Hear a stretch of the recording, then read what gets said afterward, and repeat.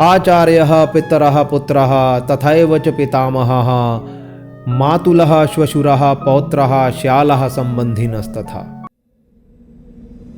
ॐ योगः कर्मसु कौशलम्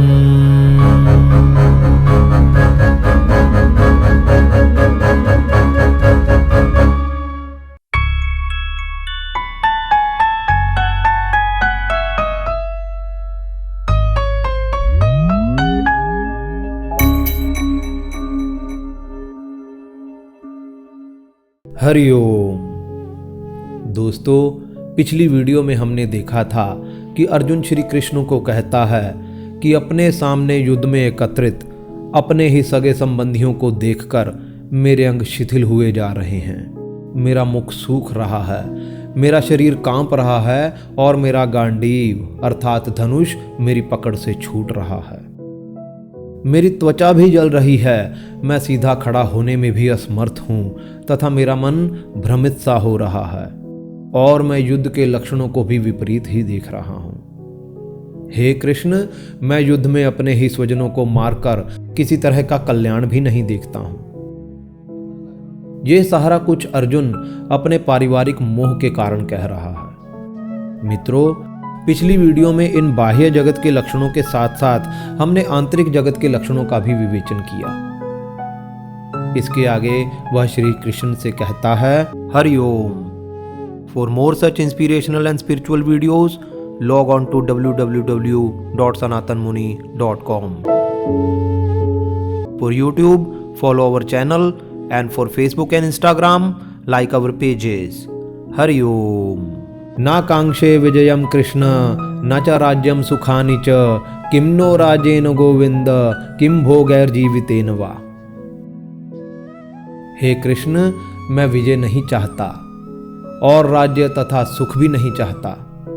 हे गोविंद, ऐसे राज्य तथा भोग से क्या लाभ है तथा ऐसे जीवन से भी क्या लाभ है जिसमें सुख भोग तो हो लेकिन उनको भोगने वाला कोई पारिवारिक सदस्य ना हो। भविष्य में आने वाले अज्ञात सुखों के लिए मैं वर्तमान के ज्ञात विषयी भोगों को नहीं छोड़ सकता। कल किसने देखा है, आज वर्तमान हमारे हाथ में है। खाओ पियो और मौज करो, योग ध्यान करके क्या लाभ। यहां अर्जुन भौतिक सुखों को आने वाले आध्यात्मिक सुखों की तुलना में अधिक मान रहा है तथा येषाम् अर्थे कांक्षितं नो राज्यं भोगः सुखानि च ता इमे अवस्थिता युद्धे प्राणांस त्यक्त्वा धनानि च।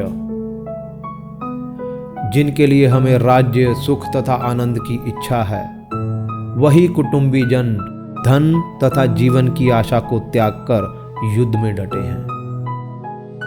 इस दुनिया में हर व्यक्ति की इच्छा यही होती है कि अगर धन संपत्ति वैभव और ऐश्वर्य मिले तो वह उनका उपभोग अपने परिवारजनों के साथ करे। जब परिवार वाले ही नहीं रहेंगे तो इस धन संपत्ति और भोग इत्यादि का करेंगे क्या। यहां अर्जुन अपने कायरतापूर्ण वचनों से तर्क देकर अपने विचारों को उचित ठहराना चाह रहा है, जबकि वह वास्तविक कर्म करने से उपराम होना चाह रहा है जो एक योग साधक के लिए अपेक्षित नहीं है। वह कृष्ण को समझाने के लिए तथा युद्ध के दुष्परिणामों को दिखाते हुए और तर्क प्रस्तुत करता है और कहता है, आचार्यः पितरः पुत्रः तथैव च पितामहः मातुलः श्वशुरः पौत्रः श्यालः सम्बन्धिनस्तथा। इन लोगों में गुरुजन, पितर पुत्र आदि तथा पितामह, मामाजन, श्वशुर, पोते, साले तथा और संबंधी ही हैं। क्या इन सारे सगे संबंधियों को मारना उचित है? नहीं, और भौतिक वस्तुओं के लिए तो कदापि नहीं।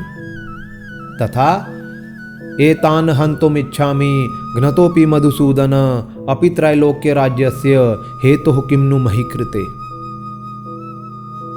हे मधुसूदन, इनके द्वारा मुझे मारे जाने पर तथा त्रैलोकी के राज्य के लिए भी मैं इन्हें नहीं मारना चाहूंगा, फिर पृथ्वी के राज्य के लिए तो कहना ही क्या।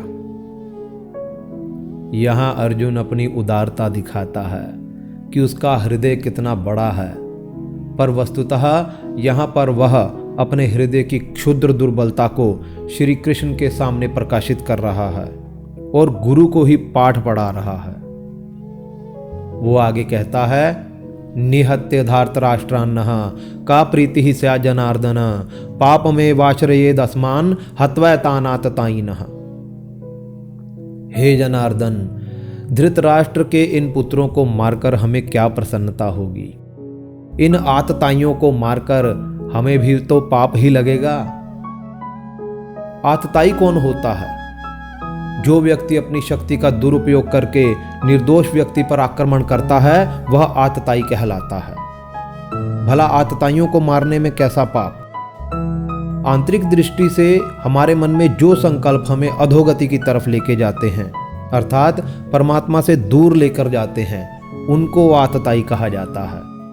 उन्हें ही कौरव कहा जाता है तथा उन्हें ही पापमयी प्रवृत्तियां तथा पतंजलि के द्वारा कही गई क्लिष्ट वृत्तियां कहा जाता है। आगे अर्जुन युद्ध के दुष्परिणामों को श्री कृष्ण के सामने प्रस्तुत करता है, जिनका वर्णन अगली वीडियो में करेंगे। हरि ओम।